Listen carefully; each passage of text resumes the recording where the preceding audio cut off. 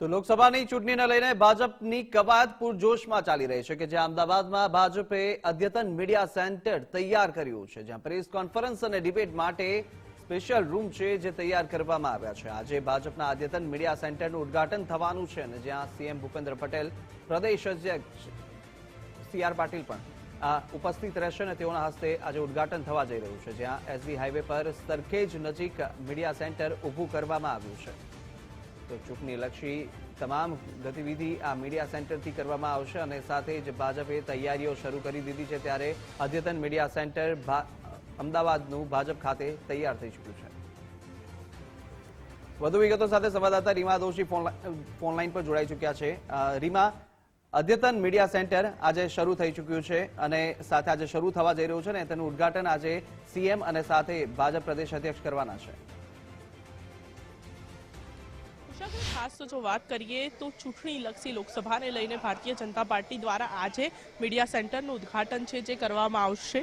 થોડીક જ વારની અંદર સીએમ ભૂપેન્દ્ર પટેલ અને પ્રદેશ અધ્યક્ષ સી.આર. પાટીલ અહીંયા પહોંચવાના છે અને તેમની ઉપસ્થિતિમાં આ ખાસ મીડિયા સેન્ટર અમદાવાદના એસજી હાઈવે પર સરખેજ નજીક બનાવવામાં આવ્યું છે, જેનું ઉદ્ઘાટન તેમના દ્વારા કરવામાં આવશે।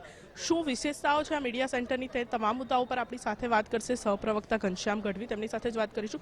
ઘનશ્યામભાઈ, આ મીડિયા સેન્ટરની વાત કરીએ તો કેવા પ્રકારની ખાસ વિશેષતાઓ છે? સમગ્ર ભારતમાં જે મીડિયા સેન્ટરો તમામ રાજ્યોમાં ખોલવાના ભારતીય જનતા પાર્ટીએ નક્કી કર્યા હતા, એમાંથી આજે આ સૌ પ્રથમ ગુજરાતનું આ પ્રાદેશિક મીડિયા સેન્ટર અહીંયા ખોલવા જઈ રહ્યા છે। આજે આદરણીય મુખ્યમંત્રી શ્રી અને પ્રદેશ પ્રમુખ સી.આર. પાટીલ સાહેબ આનું ઉદ્ઘાટન કરવાના છે।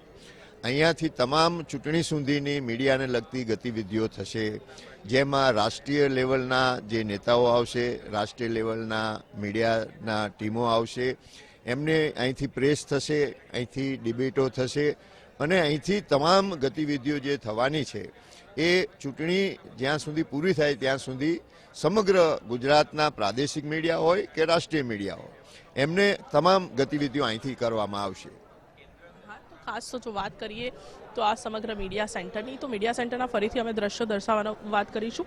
તમામ યોજનાઓ જે કરવામાં આવી છે તે તમામ પણ અહીંયા દર્શાવવામાં આવી છે। 25 કરોડ લોકોને અત્યાર સુધીમાં જે રીતે તેમનો ઉદ્ધાર થયો, ધારા 370 નાબૂદ કરવામાં આવી, સાથે જ હાઈવેઝનું નિર્માણ, પછી જે રીતે મફત અનાજ વિતરણ, સાથે તમામ સરકારી યોજનાઓ કે જેનો લાભ લોકો સુધી પહોંચ્યો છે તે તમામ યોજનાઓ દર્શાવવામાં આવી છે અને સાથે જ અત્યાધુનિક મીડિયા સેન્ટર બનાવવામાં આવ્યું છે કે જેનું ઉદ્ઘાટન થોડીક જ વારની અંદર સીએમ અને પ્રદેશ અધ્યક્ષ સી.આર. પાટીલના હસ્તે કરવામાં આવશે। જી કુશાગ્ર। જી રીમા, માહિતી બદલ આપનો આભાર।